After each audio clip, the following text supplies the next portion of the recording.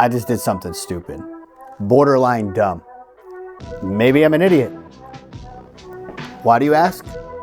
Because I just entered a official Rubik's Cube competition. Why is that stupid? Let me explain. See, the world record is under 3 seconds. Great professional Speedcubers are anywhere from 3 to 6 seconds. And I would almost say that if you're at 6 seconds, you probably are gonna lose. Good Speedcubers are all under 10 seconds. And I would say the average Speedcuber is definitely under 20 seconds. But me, where am I at? I'm at about an average of 1 minute. So that means that the world record holder can do about 20 cubes to my average. It's not looking good. Now, will that probably happen? Probably not, but I bet you he could probably do at least 10 to 15 cubes before I finished one. But nevertheless, I entered the official Rubik's Cube competition. So we have a lot of practicing to do. So let's get started. So a little bit of a backstory first. So I've been solving the cube for about 15 years now, the beginner method. Nothing super serious, nothing super fancy. For all you people out there that don't know what the beginner's method is, that's pretty much just solving the cube layer by layer, where you'll solve the cross first, then you'll solve the corners, then you'll go up and solve the layers, the edges, and then you'll go up and you solve the top cross, then you solve the edges, and you do the corners, and the same algorithm 4 times to solve the corners. And it's just a lot of steps in between that makes your time go a lot longer with the beginner method. So I decided to step up my game because I knew that I wanted to solve the cube sub 30, within 30 seconds. So I knew that I could not do that with the actual beginner method that I learned. So I knew that I had to learn CFOP. So I have been learning it. I don't know all of the algorithms, I don't know all of the steps yet, but I can do it. It's very slow, I'm gonna show you. But for all you non-cubers out there, what CFOP pretty much means is cross, you solve the bottom cross.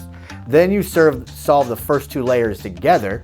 Then you go into the O part, which is the orientation of the last layer. And what you do is you solve the cross on the top and you solve the top completely. And you can usually do that in 2 algorithms. For me, sometimes it takes a little bit more, but you could do that in 2. And then what you do is you solve the corners and then the edges, which can be done in 2 separate algorithms, which is the P part, which is the permutation of the last layer. Hopefully I said that right. Cubers, let me know. But that's kind of the steps that I've been taking.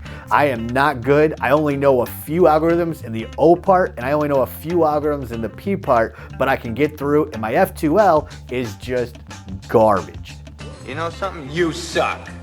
So my F2L, if I could get that to be 10 seconds, I could be sub 30 easily. The problem is that it takes me 10 seconds to do the cross, and then it takes me 30 to 60 seconds to do F2L, and then it takes me 5 seconds, then 5 seconds. So usually it takes me like a minute to a minute and 15 seconds to solve the cube, which I am going to show you in some real life solves, and I'll show you some smart cubing solves, because I have the smart cube as well. But that's where I'm at. We'll see how it goes. It's October 2nd. The tournament is October 11th, so we have 9 days left to try to practice. Then for the 2x2, I also signed up for the 2x2. So not only did I sign up for the 3x3, but I signed up for the 2x2. And on the 2x2, I actually I don't know the beginner method. I just took my 3x3 beginner method and I could solve it. And then I started solving Omega, or I'll put it on the screen, I can't think of it exactly, but I've learned several algorithms to do that. I have been get under sub 10 seconds, but I usually average around 10 to 15 seconds. So I'll show you that as well, but we'll see how it goes. Hopefully I can do well. Hopefully I can nail it, but let me go ahead and show you a few practices that I've been doing right now.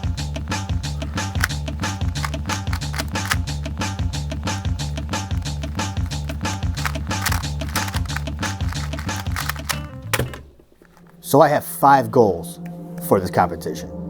1, try to get under a minute on my average with the 3x3. And for the 2x2, to get around 14 seconds.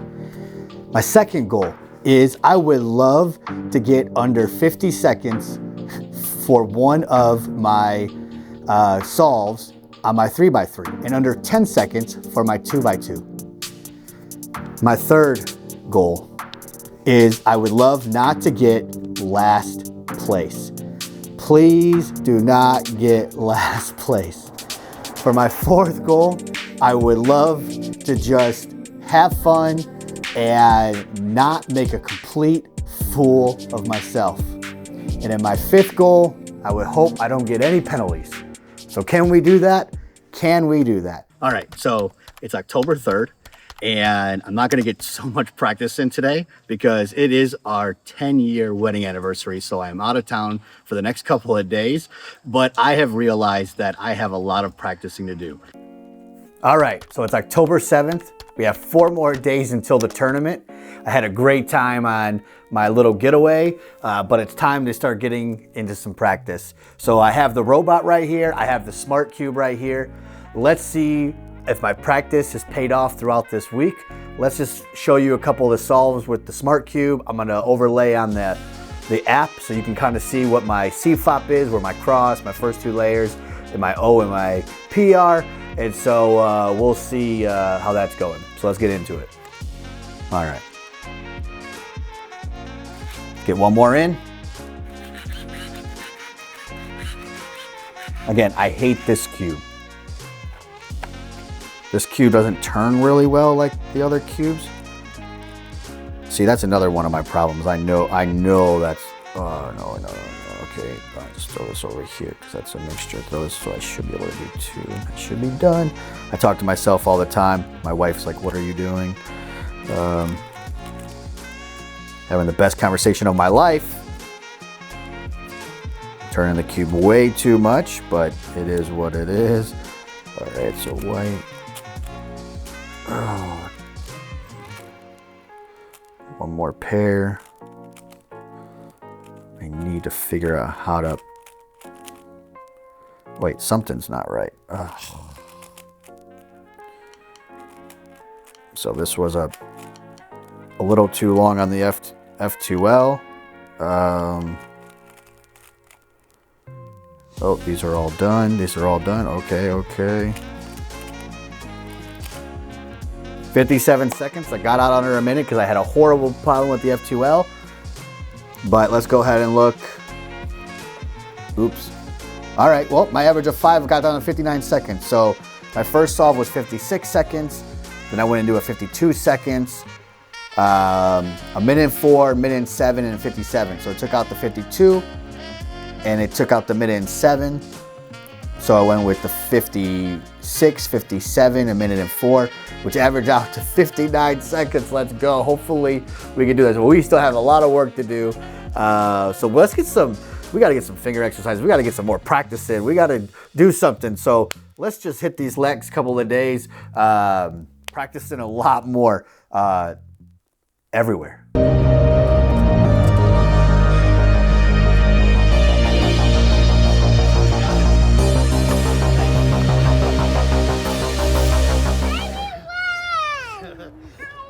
October 11th, competition day.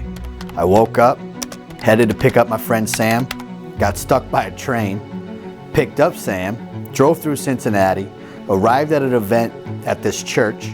I checked in, got some goodies, had to sit through the tutorial because it was my first event.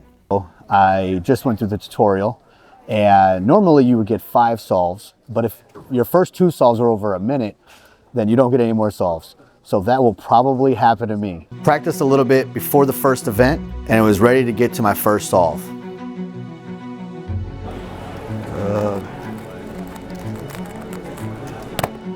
Minute 2. My hands are shaking. Oh my goodness. So my first solve, it was kind of rough. I got over a minute, and I knew that my next solve had to be under a minute because I was worried that I was going to not be able to do my other solves. But my hands were absolutely shaking. That was one thing that I did not account for in this tournament. Like, I just figured, oh, I'm gonna get last, it's not gonna matter, who cares, let's just go have fun. No, that was not the case at all. I literally was shaking during these solves. My first solve was at a minute and 2, and I was worried about my next solve, and let me show you my full solve from beginning to end, and Watch how many people can solve this cube before I can even solve that one cube. Check this out.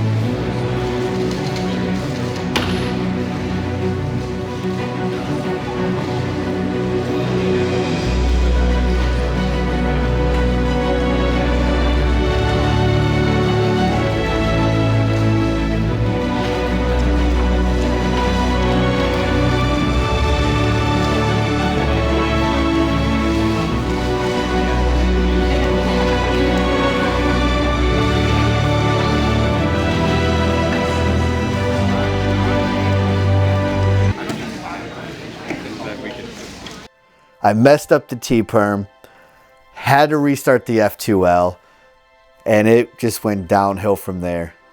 And then I finished with 1 minute and 38 seconds. And I was worried that I was not going to get to go on.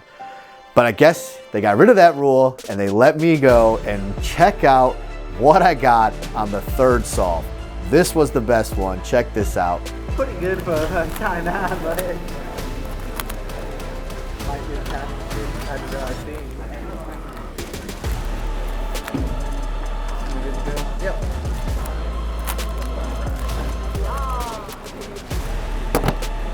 Oh yes, That's good. a T-perm into a solve. I'm sorry. No, you're good. I'm not supposed to say anything. Boom, I hit a 42 seconds. I went from the T-perm that I failed last time into a completion. I felt super good about that solve. That was awesome. So my first solve was 1 minute and 2 seconds. Then I went to 1 minute and 38.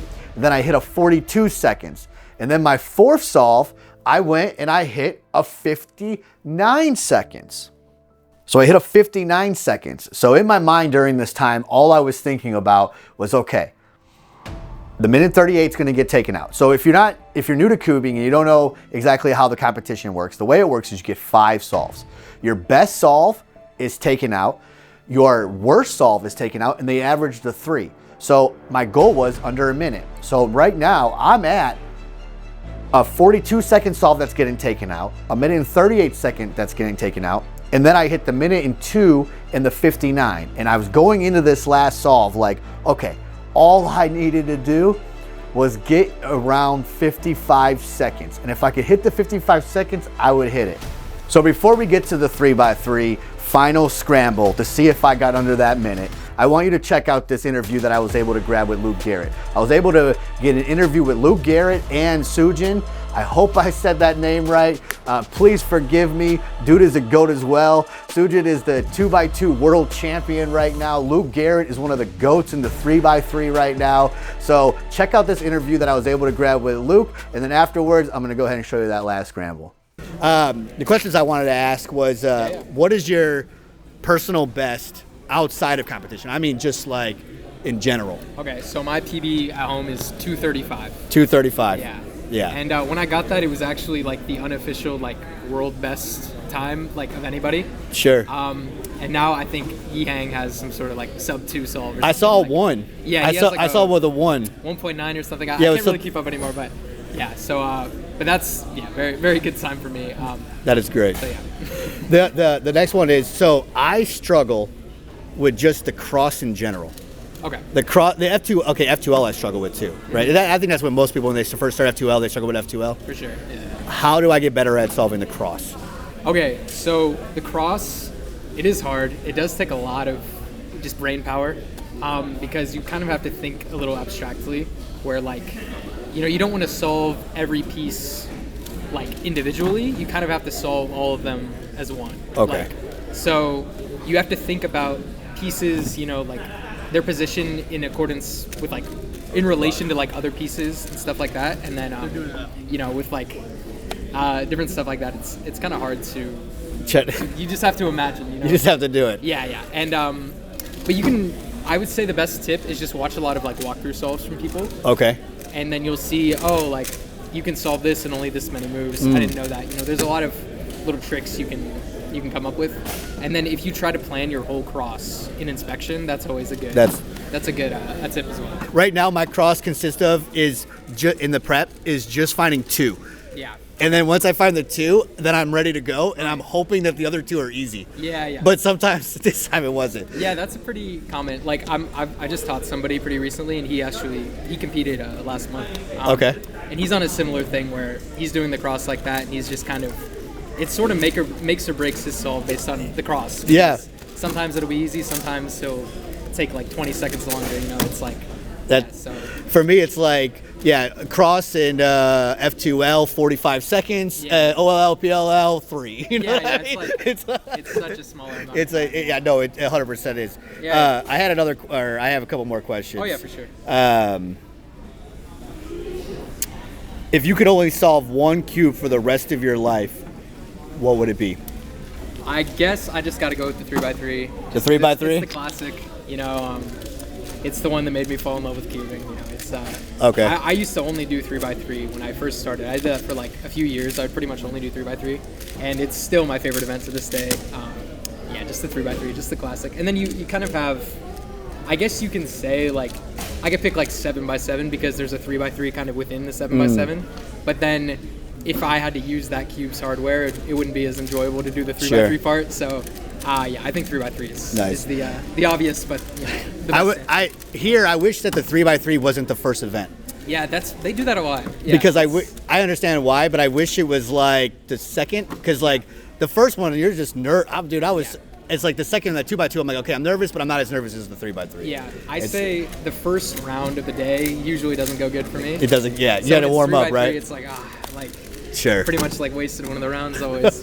Yeah, but you're going to make it, so you're fine. Yeah. So you're going to make it. And then the next one is, what do you do to prep for a tournament outside of practicing? So I guess for me, I go to so many competitions. Like I go to one pretty much like every week. So it's kind of, it's less of a nerves thing as it used to be because I'm pretty used to it now. Sure. I think I just try to kind of be in a good headspace, like, and that doesn't include cubing, or that includes cubing, but also just kind of in everything else in my life. Like, so I'm like in school, I kind of want to make sure I'm not too stressed on like assignments or like, relationships with other people, make sure everything's all good, all sorted out, because I don't really want to be stressed about other things while I'm competing. That makes sense. And other than that, just try to keep a good positive attitude in the competition because, if you let your negative results affect you too poorly, it can kind of be a snowball of just everything just goes bad. So, you have a bad round, just kind of shake it off, on to the next one, That makes sense. Well, I appreciate it, Luke. Before we get to that last scramble, I just want to shout out Luke. Super awesome kid, down to earth. He's a pro, but he was somebody that he was approachable. He was awesome, and I just want to say thank you for the interview. I really do appreciate it. So let's go ahead and get to that scramble right now.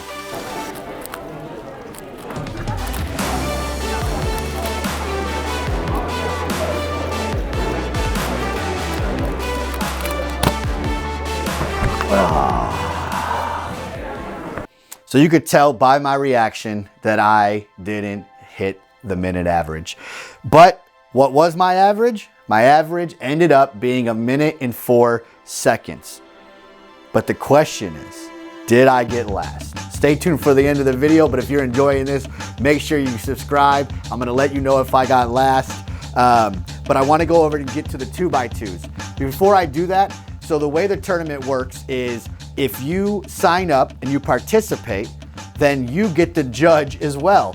I actually went up to the people who are running the tournament. I was like, I'm not sure you really want me to judge. I was like, I have no idea what the rules are. They're like, oh no, you're good. We trust you. You'll be fine. I'm like, okay. So it was kind of cool. So I got to go get the cube, bring it over, set it down, have my little stopwatch, and I only messed up once where we had to re-get another scramble. But overall, it was super fun to judge. So thank you guys so much for letting me do that. So before I let you know exactly all of my 2x2 scores and kind of show you a couple of them here on the board, I just want you to understand, if you're a non-cuber and you're watching this, the 2x2 world record is 0.4 seconds. Most pros are under a second. My average is like 12 to 14 seconds, so keep that in mind. But the first solve comes to me. I was kind of not as shaking as I was on the 3x3, so I locked in, I hit the 2x2, and my first solve, I felt really good. Check it out. I ended with 11 seconds, and I'm like, okay, I can do this. I can get in maybe a sub 10. I can get my goal of under 12 seconds. I think I can do this. And then my second solve happened. And I totally fumbled. I totally messed up. It was like 58 seconds. There was one algorithm going into this that I did not want to see, and I saw it over and over and over again. And after the event, I realized that I was doing the algorithm wrong. So let me go ahead and show you my times here on the screen for my 2x2. I won't show you all of the stuff, but here are my 2x2 times. I did it in 11 seconds, then I did a 58 seconds. Then I did a 29 seconds, then I did a 16 seconds, and then a 23 seconds. And it was garbage. But before I let you know what my average was, and before I let you know what the 3x3 and the 2x2, I was able to grab an interview with Sujan. Sujan, shout out to him, another awesome, a world champion who took time with a nobody to give me an interview. I was so impressed with the community in the Rubik's Cube world. I thought maybe I could become friends with maybe the guys that weren't so good, but in a lot of worlds, the pros are kind of standoffish and they don't want to talk to anybody. That wasn't the case. We had Sujan, the world champion 2x2, who took time, and I just want to say thank you for that. Took time to teach me some things and show me some things. Go check out this interview that I had. So like, what's the next step to like get to? Because from my understanding is, how do I go from that to doing a 6-move solve? So there's a decent amount of steps involved. So you're currently at like the beginner step, right? I don't even know. I'm not even there or yet. Just like just like layer by layer. Yeah. So the next step is to learn something called CLL, where you have just like, here's a bad example. Sorry.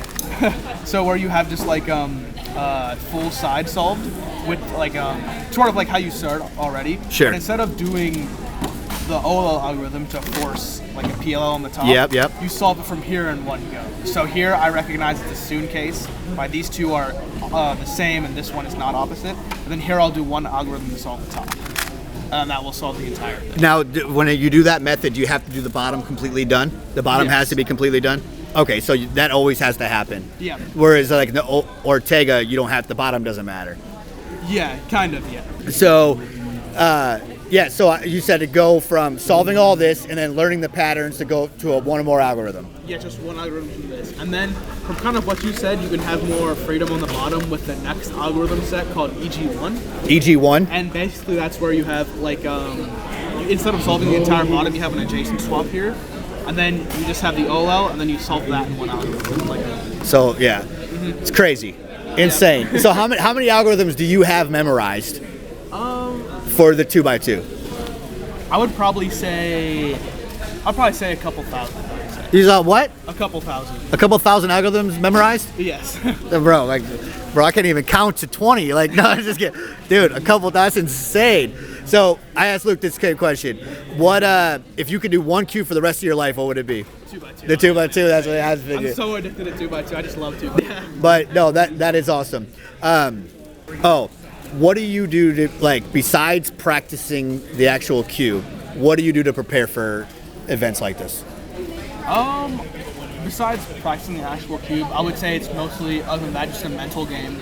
And sort of like what I said at the start, like, I just go to competitions and just have fun. That's my main goal. I don't when you get into the thing of, man, I want to PR, man, I want to win worlds, man, I want to do all this stuff, I want to win this competition, it's sort of like, almost like cooks your mental state. Sure. Because you're only thinking about that and just forgetting about like actually solving. So usually I just try to go to competitions and have fun with my friends.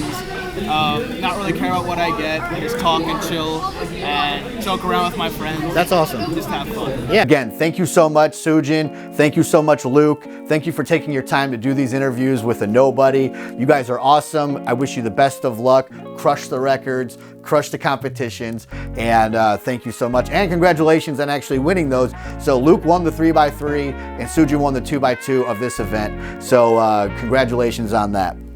So my 2x2 average for the day ended up being 23 seconds. And my final result in the 2x2 was 60th place out of 64. I didn't get last. Let's go. 3x3. 3x3. I finished with the average of 104, so I didn't hit the under a minute. That was one of my goals. Unfortunately, I didn't get it.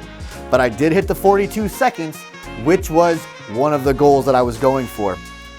So my final placement in that was 67th out of 70. So I did not get last. Let's go. There was one more event that I did enter. A few days before the competition, I bought a Paramix. I watched a 4-minute long video, learned how to solve it, and then entered the competition once I got there. I totally scrubbed out. You don't really need to watch any of those. I got destroyed. I did finish it, and then I did get last in that one by like 1 second. And I think if I would go back, I wouldn't get last, but I got crushed in that. So thank you guys so much for watching. If you enjoyed this content, hit me with the subscribe.